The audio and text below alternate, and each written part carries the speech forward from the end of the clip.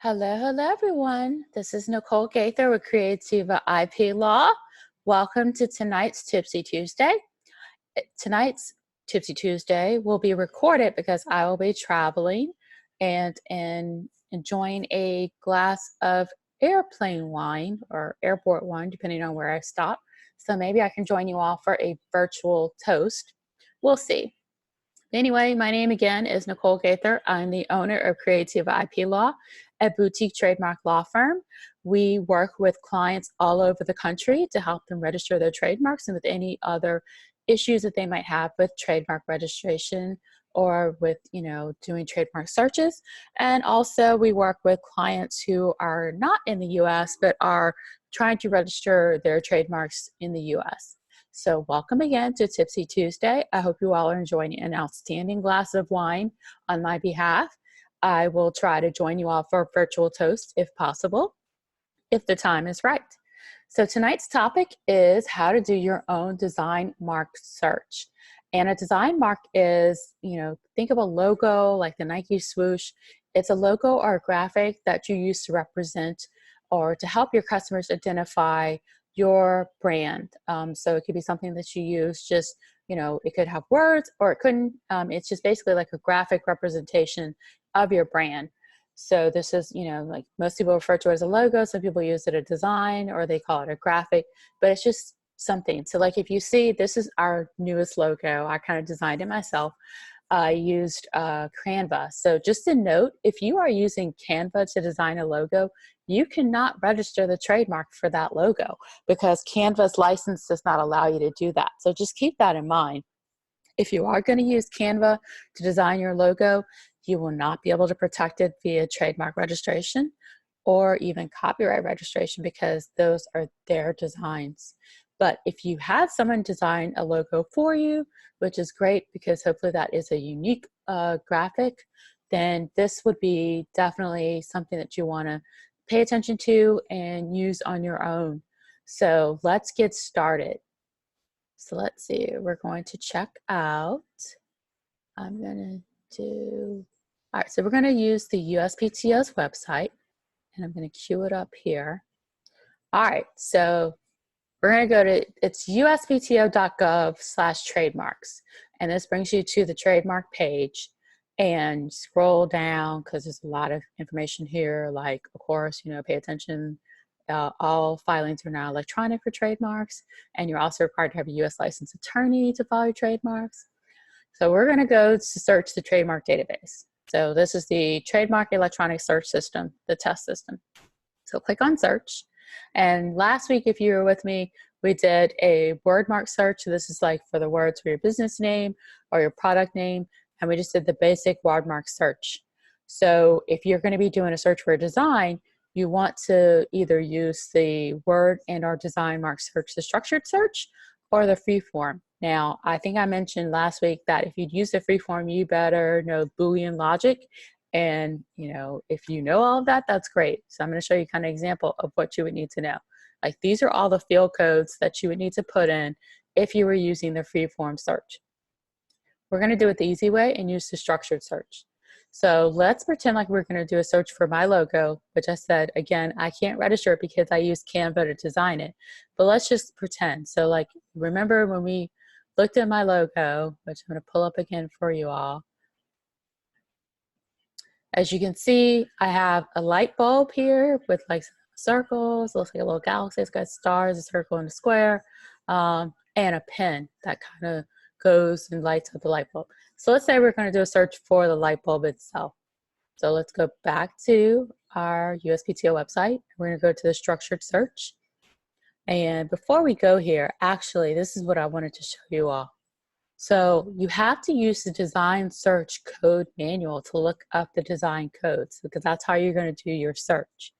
And you can do it alphabetically. So let's look for, and like here's the list of like everything that is going to have a search. So we're going to look for the light bulb first because that's going to be like the main part. So we're going to scroll down, look for light bulbs. Here we go. Light bulbs electric. And just, as you can see, there's other things like light rays, lighthouses, lightning, lightning bugs. So light bulbs, electric. So it does not include ceiling fans. So electric light bulbs, fluorescent light bulbs, as you can see, I'm scrolling up, it's like flashlights, those things. So of course, it looks like our search is going to be using design code 130113. So write that down, make a note of it. I'm going to copy and paste it. So we're going to go back to our search. And we're going to the structured search. And I'm putting in that number in my search term.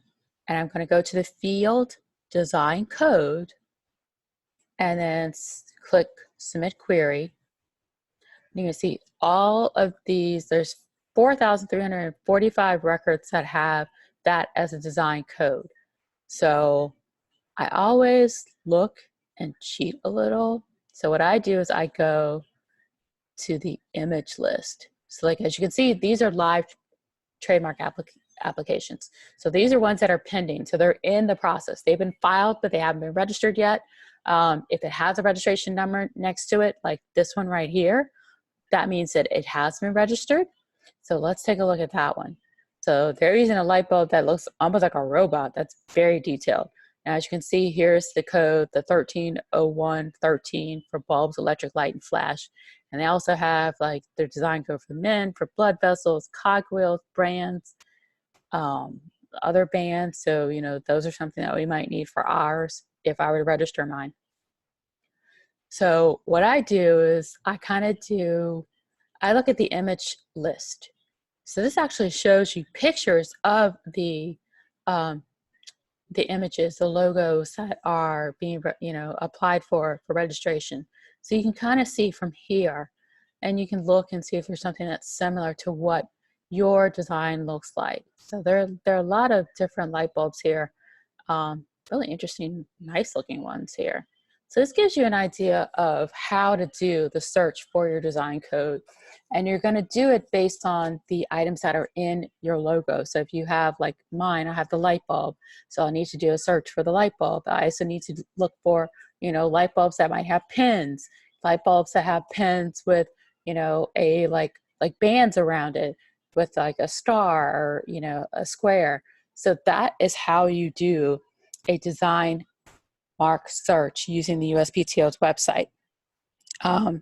So you just want to make sure that you're not using symbols that others are using in the same industry. And if you are, you want to make sure that yours is very different. There's no chance for confusion. So that is why you do the search. So preliminary search is to make sure that the logo that you are using or want to use is not going to be one that someone could say that you've copied or could be confused with another company that's in the same industry as you are. So this kind of goes in line with last week's training on how to do a word mark search.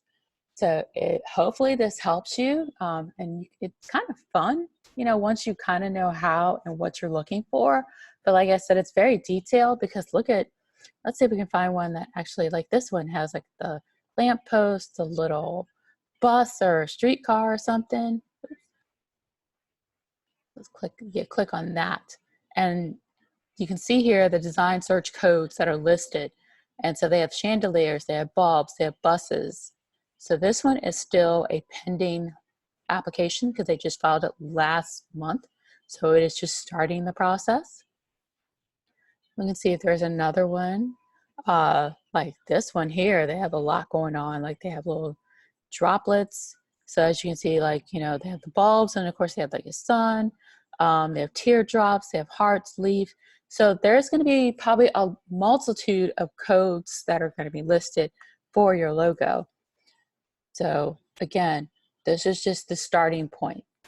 But I hope this helps you all get a better idea of how to do a search using both the USPTO's website, Google, and then also, of course, the most thorough search is to have an attorney do it for you, just because there's the knockout search just to make sure that, you're just doing that preliminary knockout search just to make sure that you're not infringing on anyone else's rights and that someone else isn't infringing on yours. But then, of course, having an attorney do a more thorough search where the attorney will actually look And not only the USPTO's website, but also search, they'll search state databases, domains, other countries, very thorough search.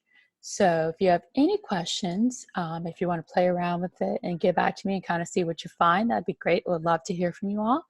But I'm looking forward to actually being live with you all next Tuesday. If you have a topic that you want me to go over and to discuss, would love to hear about it. You can direct message me or you can post in the comments. But I'm also going to have this posted on YouTube, so check out our YouTube channel. It's Creativa IP Law. And I'm looking forward to hearing from you all and talking to you all soon. So enjoy your Tuesday, enjoy your glass of wine, and cheers. Bye.